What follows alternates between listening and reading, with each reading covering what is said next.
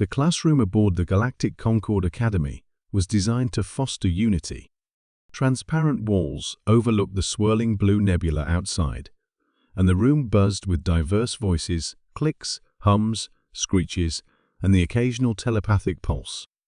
Species from 100 star systems gathered here to learn about one another, history, culture, science, and customs. It was the third week of Cultural Integration Studies, and today, the subject was adversity and response.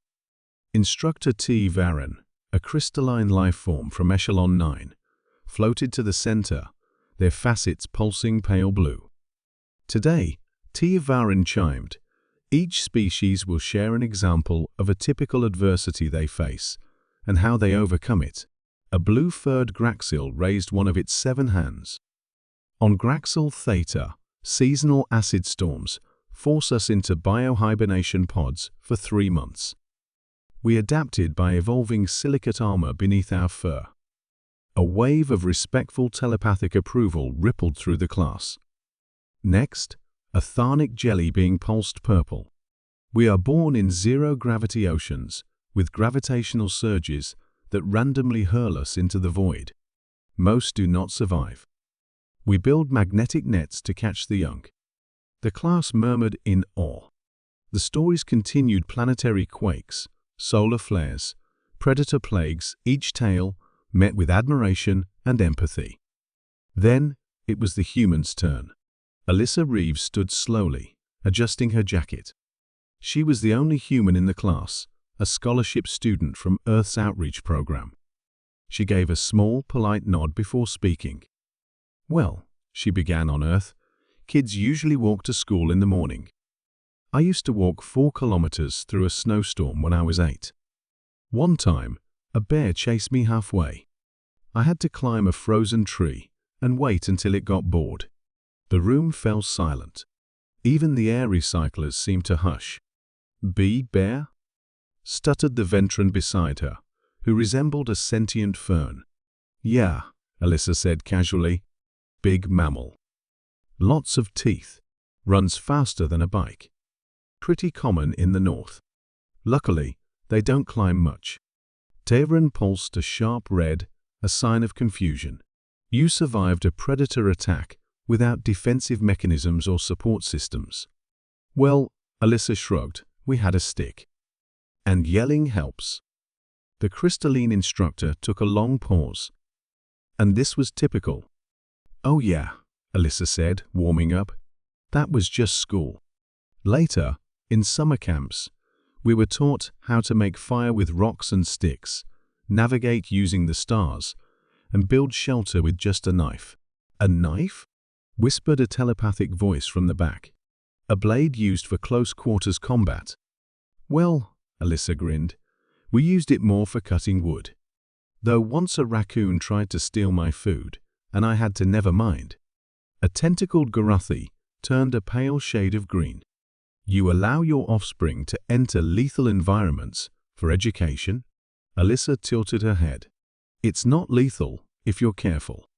Another student, a feathered Quan, raised a trembling wing. You said you walked in snow? Without thermal exosuits. Coat, gloves, boots. She counted on her fingers. Maybe hot cocoa in a thermos. Nothing fancy. Varane's voice was almost reverent. And what is the mortality rate of your youth? Pretty low, Alyssa chuckled. We're stubborn like that. The silence turned into a slow-growing horror. These weren't tales of extreme survival. This was normal life for humans. Varen reoriented their core crystal and addressed the class. Let us continue. Alyssa, perhaps another example, if you would. She thought for a moment. Okay. Once my dad fell into a frozen lake. He punched through the ice, dragged himself out, built a fire with wet wood, and walked 20 kilometers back home with a dislocated shoulder. Tevarin flickered white.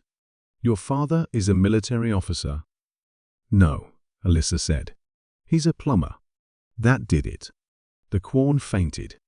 The Garathi began hyperventilating through its gills.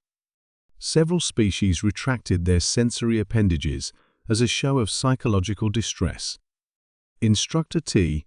Varun adjusted the schedule. Today's session is now concluded. We will resume after the Safety Council reviews appropriate exposure levels to human content.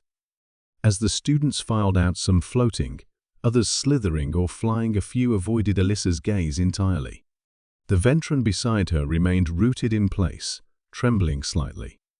You're engineered for survival," it whispered. Alyssa frowned. "Not really.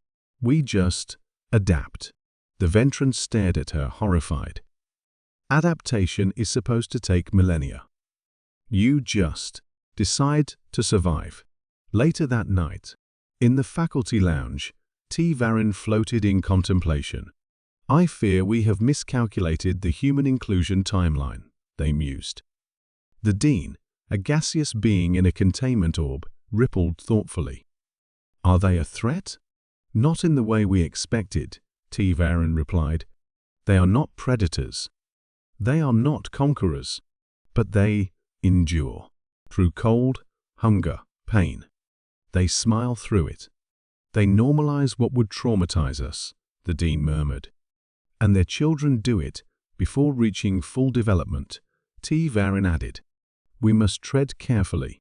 Back in the dormitory, Alyssa finished her video call with her mom and collapsed on her bed. Aliens were weird, she thought. You tell a normal story, and they act like you're a superhero. She sighed and pulled the blanket over herself. Earth kids didn't think they were tough. They just did what they had to. That's what growing up meant. Across the academy, hundreds of alien students added a new term to their emergency lexicons.